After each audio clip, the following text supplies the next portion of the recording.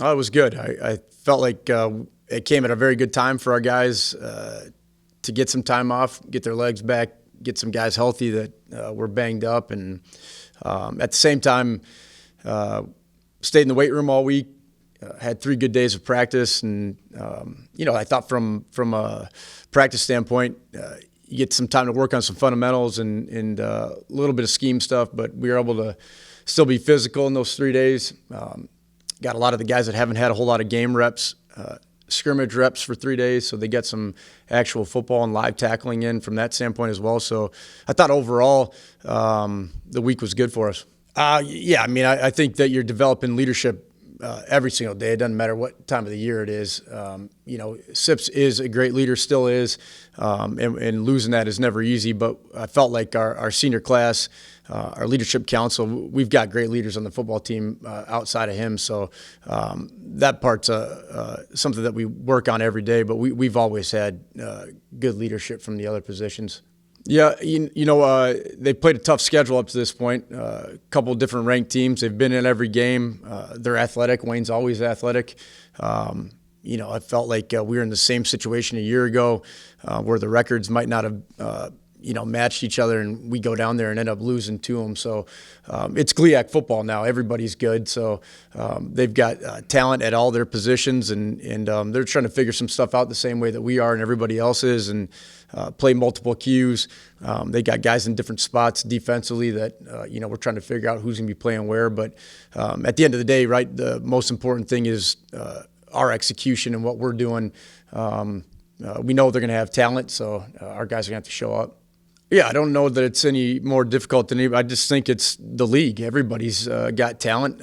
There's nobody that you're looking at on the GLIAC schedule thinking, well, we're just going to go roll these guys or vice versa. So I don't know that it's any more difficult than any other week. It's, I think the one thing you can, point to that might be the same with some of the other teams is your matchups and individual situations where they have speed, where we don't, or maybe where we have an advantage with, whatever it might be that they might not. So you're trying to play that chess match of getting guys on certain bodies that maybe you think you have an advantage in. But I just think it gets back to once you get into league play, everybody's good. Everybody's got talent. They're all big. They can all run.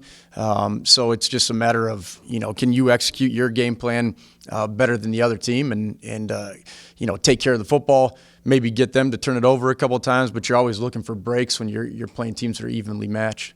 We did obviously run the football well in that game and controlled the line of scrimmage on both sides of the football. What you like to hope is, from a confidence standpoint, the guys understand that we're capable of doing it. The other part of it is, right, we've had 2 weeks since that game that, you're repping the same things, working the same combinations, so on and so forth, that ultimately, right, that word cohesion that I keep getting back with the guys up front starts to come into play, and guys start playing faster and trusting things a little bit more. So you hope to get all that out of it. We go into every week thinking that, whether it be this personnel grouping or this formation gives us an advantage. And at the end of the day, you got to be able to execute it. It doesn't matter what we're talking about, whether it's offense, defense, or special teams. If your guys can go out and execute what it is, we'll put them in the best chance or best position to make that play. You got to be able to do it when the lights come on. He's right where we want him to be. I mean, obviously, he makes a ton of plays. He's been efficient up to this point. Doing what we're asked. Again, I think I said it after the Bemidji game, South Dakota Mines, whatever it might be, being a senior Q and having him in that room for 5 years, my expectations are no different than his. Obviously, we want to be able to make every play and not only just completing the football, but keeping us out of bad situations, not taking sacks, knowing when to throw it away, maybe when to check out of a call if we're getting a look that we don't like. So that part of his game is evolving every single day, and he's getting better with it. But, if there's one thing that we've talked about for the last 4 weeks throughout the summer, so on and so forth, we just got to be better with our eyes in terms of, what's our call versus their look, and where do we want to go with the football at that point. But he's getting better. I love what he's doing. He's taking control of the entire offensive side of the football in terms of being that leader and that voice. We don't huddle anymore, but there's no doubt that he's got the attention of the guys when he does speak to them. So it's coming, but I think it's just me more getting a little bit, you want it to be perfect. It's not ever going to be, but that's what we're coaching him up to be every single day. And the good part about Alex is that's how he wants to be coached. So, he's got high expectations for himself, as he should, and wants to make every play, which is what you want in your queue. He's competitive, tough, and we'll keep working that on a daily basis. The noticeable one in the last game, obviously, is I thought the front played really well. Not just the first three guys that play. We got some good production out of Greg Lapatina and, James Danon came in and made some plays and so on and so forth. So creating that depth on that side of the football. Connor Hinena has been banged up. So Pierce Miller's filled in that position very nicely.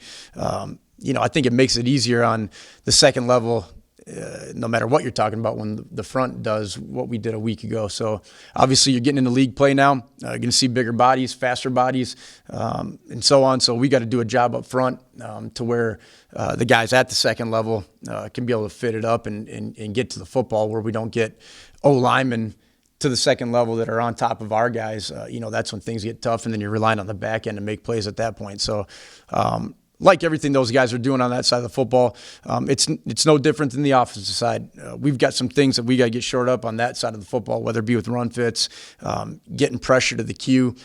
We don't have a ton of sacks this year, but we got to find ways to get to the quarterback so we're not asking the back end to hold up for so long, especially with the speed and skill we're going to start seeing moving forward here now. So it's a work in progress. It's a football-wide thing in terms of our entire team. It's not just one side of the football.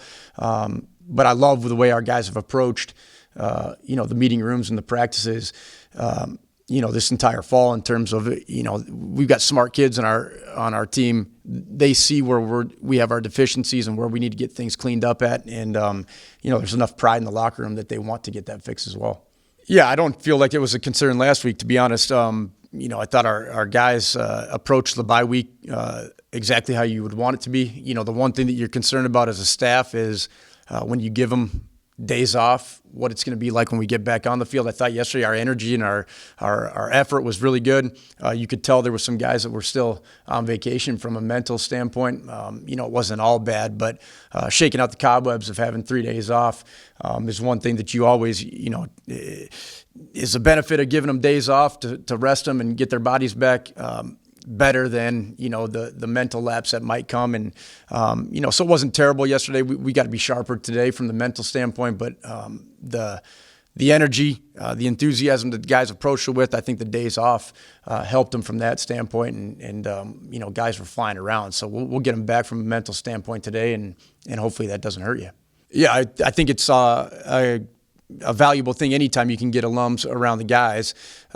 On top of that, right, you're bringing in a championship team for a reunion, which, you're hoping your guys and staff can have conversations with those guys, what it was like then as compared to now. And just on it's not just the 74 team. There's a bunch of alums are going to be back for homecoming weekend and so on and so forth. So anytime your current locker room can be around the guys that were there before you, share some of the same memories, experiences, so on and so forth. I think that kind of energy being around the program is always a positive deal.